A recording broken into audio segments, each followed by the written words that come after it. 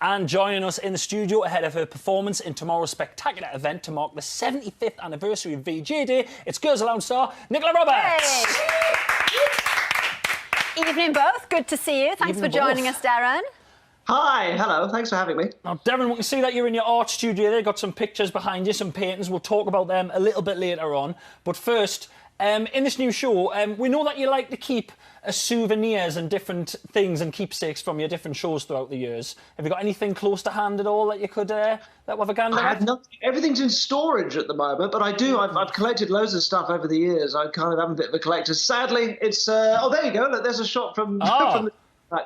So yeah, got all the stuff there. The lottery balls. There's the gun I used in Russian. Goodness. It looks like an antique centre, Darren. I know.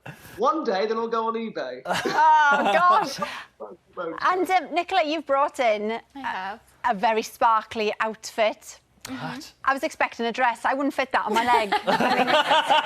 But it's lovely. So what memories does that bring back I thought it was a bag. for you then? Like, to recycle it and use it as a bag, no? That is actually the costume that I wore for the Brits performance. We all had the same costumes. Yes, I remember that very clearly. Mine was a slightly lighter tone just for how pale I am. Everyone else was like a really tanned mesh. Mine just stuck out like a sore thumb. Oh, that was a brilliant performance. But, you know, did you keep a lot of the stuff? Because keepsakes are so important, aren't they, you know? We all have storage units full of all of our outfits. So sometimes when you have to dip into it, you go in and you have a look what's in there and you just... Some of the things that we just wore is just unbelievable. Like, that's particularly small, that one. But I actually might go home and try it on later and just see what happens. Do it. Yeah. Do it. And send us a picture. Get my leg in it. Well, because we've got Darren here tonight, I thought I would try some mind reading. Great. I haven't done this before on the television, or indeed ever. So we'll see how it goes. Now, it's all about the envelope that you're holding there. So keep hold of that and stay tuned to see how this goes. By the way, have I got the gift, Darren? We'll find out. I'll be honest with you, he doesn't look... Dangerous. Brilliant. I mean, so dangerous. So he completely forgot which stop, basically. But did you remind him? He's still on there now. Yeah. He's still on there now, that guy. So, as I was saying, watching your programme, Darren, I thought I'd like to have a go at this mind reading. Right. Quite a tall order on live telly, isn't it? on a whim. You know, and I'd like to see whether you think I've got the knack, Darren, OK? So watch closely. Here we go. So, Nicola, you're my victim. I am. So before you came here today, we asked you to draw something and bring it with you to the studio, something that's related to Girls Aloud. Yes. So you've done that and you've put it in the envelope and it's sealed, yes? It is, yes. Now, can you confirm that nobody saw what you drew? Yeah. And you've not told anybody? No. Absolutely 100% not? Yeah. OK. I'm confident in my answer. So I've got a pad here and a pen. And it's completely blank, nothing on it. And I'm going to try and draw what's in that envelope. So Are you going to ask me questions or anything? No. I just need you to transmit that I'm image. laughing because this is like, I need to... It's freaky, isn't it? So just really concentrate and transmit that image to me via your mind, and I will attempt to draw it. Meanwhile, if you actually get this right, I'm leaving. Same, I'll be, well, me and you straight out that door. For me, I'm the next Darren Brown, but let's see. Okay, here we go. Okay, so... I'm going to OK, concentrate, OK? OK, there's a lot going on in your mind. It's like really jumbled up. It's like a washing machine. Like, really focus. Just look at me straight in the eye. Weirdly, I can see lots of shapes, which is a bit confusing. I mean, I don't know what this means, but I'm kind of seeing a lot of kind of different little shapes like that. But it's all a bit... I'm not very good at drawing, by the way. Oh, wait till you see my picture. Well, I'm wondering whether you are as well, because it's very confusing, the messages that are coming through. No, I think it makes sense, what I've drawn. Does it? Yeah. I mean, there's a lot of shapes that are kind of the same. I don't know. And then maybe there's sort of a number, but which kind of makes sense. I don't know. I hope this is right, but I don't. Can you just like concentrate one more time because you seem to be wandering a little bit. Was that distracting you? Sorry. Okay. Right. I think I've got something. Chris is very sceptical. I don't know what's going on Nicola, here. if you would like to show the audience at home on camera 2 your picture. Nobody knows what this is at all. I'm feeling really nervous. So hold it up to the camera. I actually feel a little bit sick because this is what I drew. Oh, guys. What? No way! Nah. No. No way. Grab I'm not it, having Nate. that. No. I'm not having Darren, We're in here. Has she got the gift? I think 20 years is a good point to resign.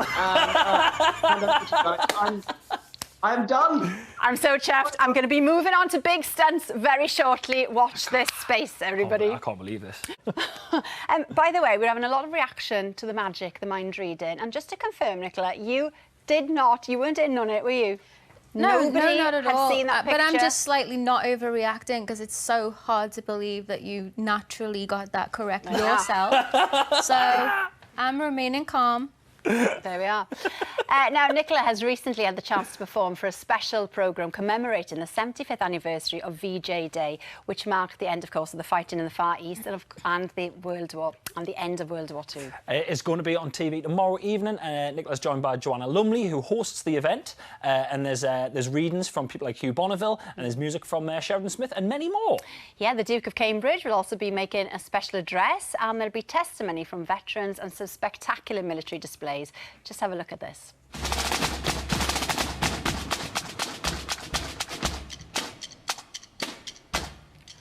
God, it looks absolutely unreal, Every doesn't hotel it? I stay in, I think they're in the room above.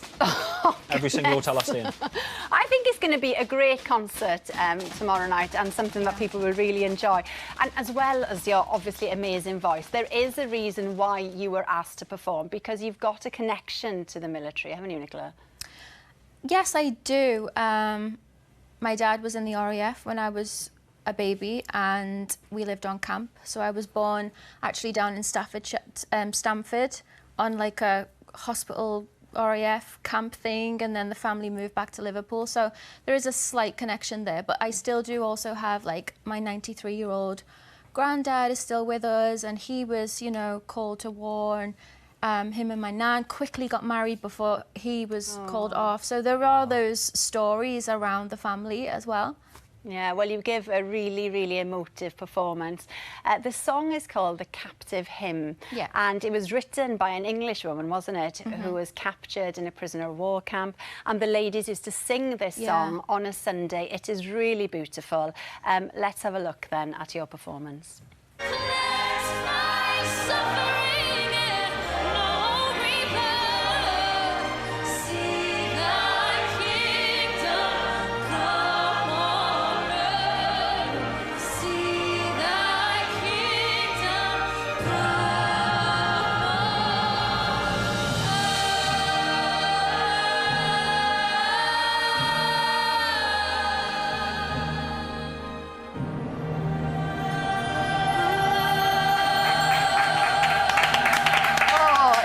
Shivers, doesn't it? It was actually like 1 a.m. in the morning, and it was so cold because of the whole COVID restrictions and making sure it was safe and everything else. It's just a completely different way of filming, so it's quite. It looks like it was like 9 p.m., but it was actually like really the middle of the night. Is that the first time you've seen that? Yeah. Yeah? Everyone was like, "Oh, it looks great. We've seen it," and I'm like, "But how does it sound?" It sounds beautiful, and it's your first big gig, really, as a soloist, isn't it? You know, it was, and it's a big one. It must have been such an honour to be asked to sing at such a prestigious event, but also nerve-wracking. Yeah, it was. I mean, I went down to the barracks just outside of Buckingham Palace to hear the orchestra play.